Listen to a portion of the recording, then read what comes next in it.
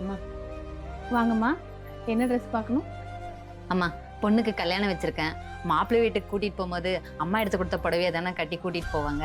அதனால அதுக்கேற்ற மாதிரி ஒரு நல்ல புடவை எடுத்து காட்டுங்கம்மா. அழகான சரியை கொடுக்குறேன், வாங்கம்மா. இது இப்போ பாருங்க, புது ஃபேன்சி சரியா வந்திருக்கு. இது பாருங்க, இது கொஞ்சம் அழகா இருக்கும், டீசெண்டாவும் இருக்கும். இது வந்து இதுக்கு முந்தி பிளவுஸ் பார்டர் கான்ட்ராஸ்டா இருக்கும். இது காப்பர் டிஷ்யூன்னு சொல்லுவாங்க. இது பட்டு சேலை ஃபீல். இதெல்லாம் கட்டினா மாப்பிள்ளையும் அசந்து போயிடுவாரு, இவ்வளவு அழகா இருக்காங்களே நம்ம ஒய்ஃப் அப்படின்னு சொல்லிட்டு. அம்மாடி அக்ஷயா, அம்மா இந்தா இதுல புடவை இருக்கு, கட்டிக்கோ. என்ன? சரிம்மா.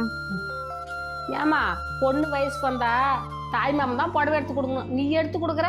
சரிதாம்மா, என் பொண்ணுக்கு தாய் மாமனும் நான் தான், அம்மாவும் நான் தான்.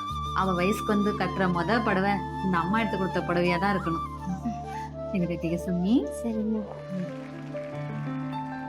என்னக்கா புடவை பார்த்துட்டே இருக்கீங்க, அவ்வளோ அழகா இருக்கா? உங்க பாப்பா அக்ஷயாவுக்கு இந்த saree கட்டினா அவ்வளோ அழகா இருக்கும். கொடுங்க, ஓபன் பண்ணி தரேன்.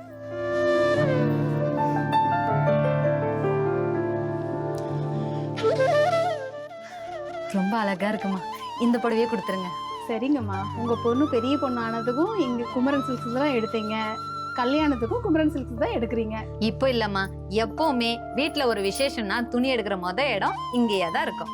ஆமாம்மா, பட்டின் பாரம்பரியம்னாவே நம்ம குமரன் சில்க்ஸ் தான். கண்டிப்பாம்மா, இதை பேக் பண்ணிடுங்க. குமரன் சில்க்ஸ், பட்டின் பாரம்பரியம், தர்மபுரி மற்றும் போச்சம்பள்ளி.